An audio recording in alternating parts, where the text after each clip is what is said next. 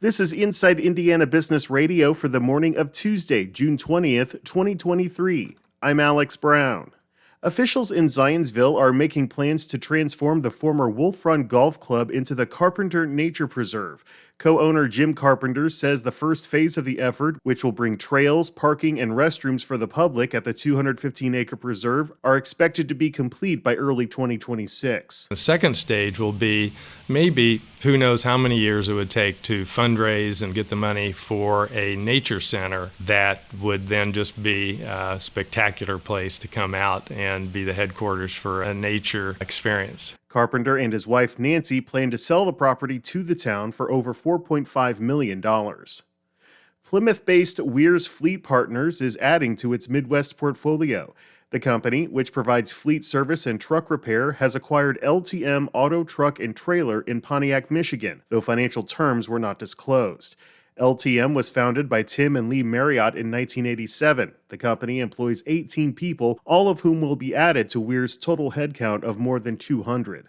Weir's said its new location in Pontiac will become a Weir's service center and provide easy access for fleets in the area with a variety of services, including preventative maintenance, engine diagnostics, and electrical system inspections. A once crumbling building in Muncie will become a community space focused on assisting and mentoring at-risk young men if a grant-matching crowdfunding campaign seeking $10,000 is successful. Brothers to Brothers United leads the initiative that will use the funds to finish up kitchen and bathroom construction, add flooring and paint, put up a sign, and landscaping. It also hopes to clear the next-door lot of debris and brush for future development and furnish the building with computer desks and comfortable furniture. The Indiana Housing and Community Development Authority is supporting the initiative and will double its total to $20,000 if the organization meets its goal by August 17th through the Creating Places program.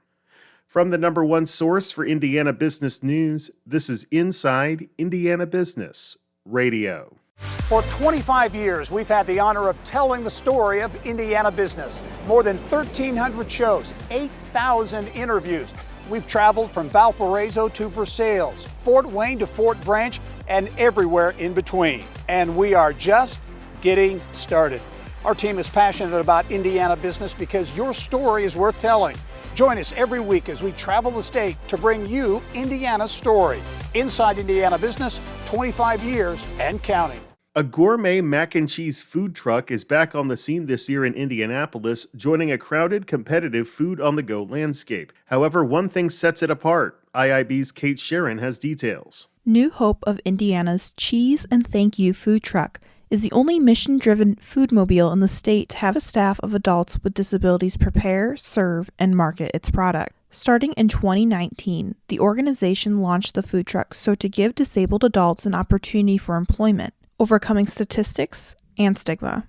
About 37% of Hoosiers with disabilities are employed, compared to 82% of the community without a disability, according to the 2018 American Community Survey.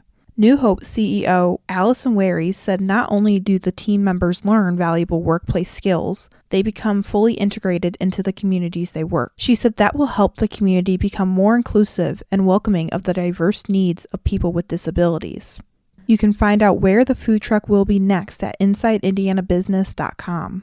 Kate Sharon, Inside Indiana Business Radio. The Venture Club of Indiana on Monday announced the 20 startups that will participate in next month's Innovation Showcase pitch competition. The companies come from all over the state and will compete for a total of $25,000 across two categories: life sciences and ag tech and digital technology. The participating companies are early-stage startups that were nominated by Indiana venture capital firms. They must be founded and based in Indiana to be eligible for the competition. The companies come from Indianapolis, West Lafayette, Warsaw, Hammond, Evansville, Fort Wayne, Bloomington, Clarksville, and Fishers. You can view the full list of participants at InsideIndianaBusiness.com.